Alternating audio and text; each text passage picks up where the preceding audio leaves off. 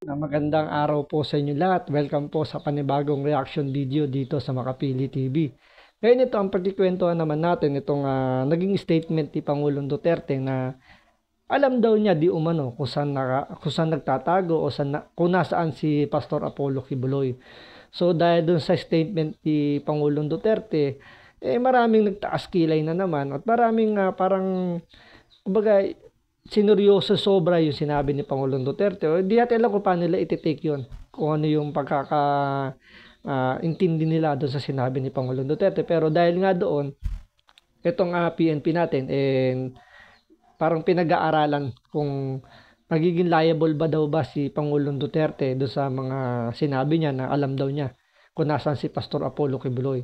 So, pwede yatang makasuhan or parang titingnan nila kung pwedeng masampahan ng kaso ito si Pangulong Duterte.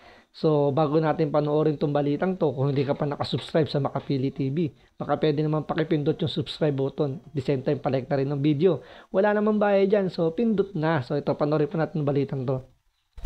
Aalamin ng pambansang pulisya kung seryoso si dating Pangulong Rodrigo Duterte sa pahayag nito na alam niya kung saan nagtatago si Apollo Kibuloy. Ayon kay PNP Public Information Office Chief Police Colonel Jean Fajardo, nais nilang malinawan kung talagang nagsasabi ng totoo o nagbibiro lamang ang dating Pangulo.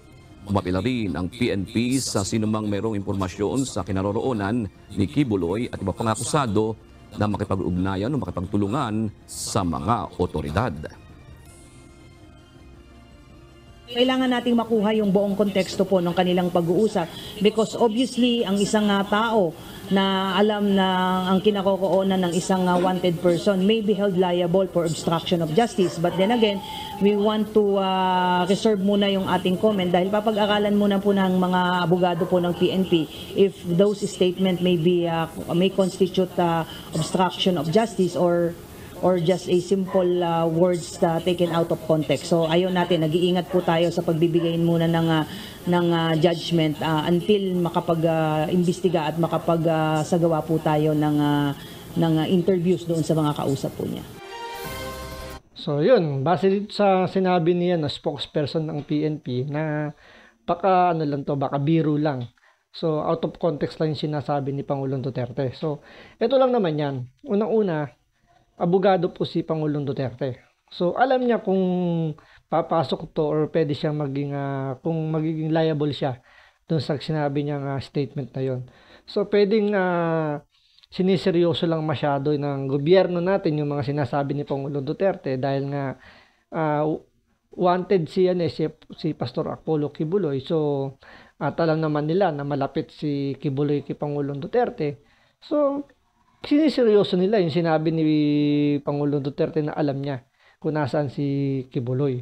Ngayon, sabi nga ng PNP, di ba pinag-aaralan pa nila. So, sinasangguni pa nila sa mga abogado nila kung pwede bang pwede bang gamitin yung mga sinabi ni Pangulong Duterte.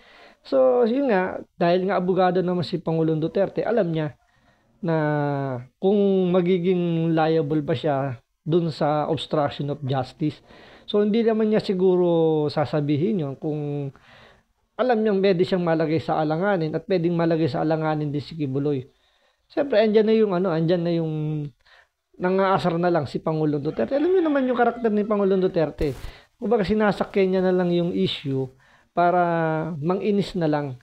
Hindi, kumbaga parang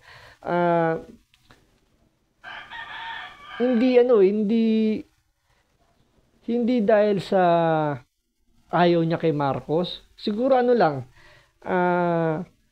hindi niya lang makita na seryoso rin yung gobyerno na hanapin or yun nga, dahil nga sa mga yung nangyayaring paglitis kay Kibuloy, hindi kasi dumaan sa proper na proseso. Dahil nga more on nangyari sa Senate hearing. So, hinusgahan, nagkaroon ng public trial. So, na-judge na agad si Kibuloy. So, yun yung nakikitang mali kasi ni Pangulong Duterte. Kaya ito, parang nangiinis na lang siya sa gobyerno natin na hindi nyo naman mahuhuli si Kibuloy. Kaya sinasabi niya siguro na alam niya para guluhin lang yung Hindi naman guluhin. Siguro yung mang-asar na lang ng mang-asar Dahil nga ano di ba, yung karakter niya, hindi natin maaalis yun. So siguro dahil tinanong siya ng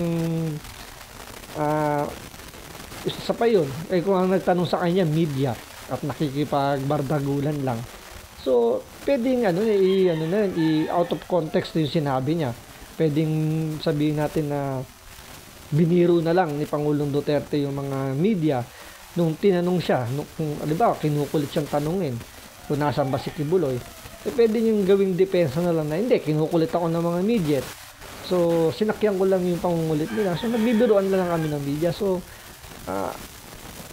lusot siya doon sa sinasabing obstruction of justice. Kasi kung talagang matibay yung isasampang obstruction of justice, kailangan meron silang ebidensya. Hindi pwede yung sinabi lang na, oo, alam ko kung nasan si ganito. So kailangan may nakakitang kausap mo siya, may nakarinig, nakausap mo siya. Doon nga sa rinig, medyo medyo hindi pa masyadong mabigat yun kasi pwedeng kaboses lang. Alam nyo naman sa panahon natin ngayon, pwede ka nang gumamit ng AI, pwedeng gayahin yung boses. So pwedeng may lusot din doon. Ngayon, kung meron naman kayong conversation, medyo rin yun, medyo hindi rin yata lulusot yun kasi pwedeng gumawa lang naman ng ibang account.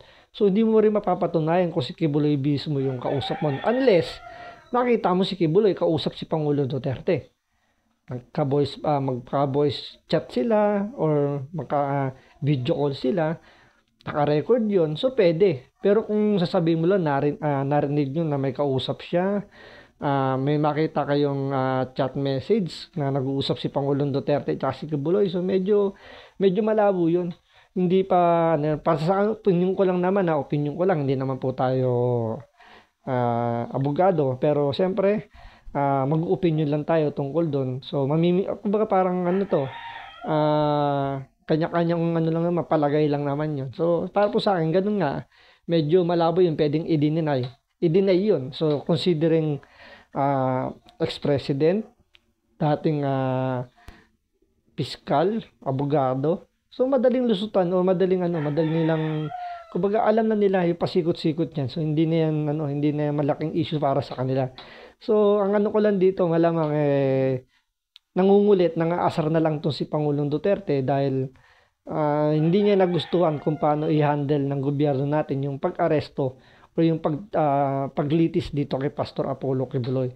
So abangan natin kung talaga makakasuhan to si Pangulong Duterte, pero yun nga, depende pa rin sa gobyerno yan. Pag gusto ng gobyerno, kaya nilang gawan ng paraan yan. So antayin natin. So maraming salamat sa panonood. Ingat po kayo lagi. God bless.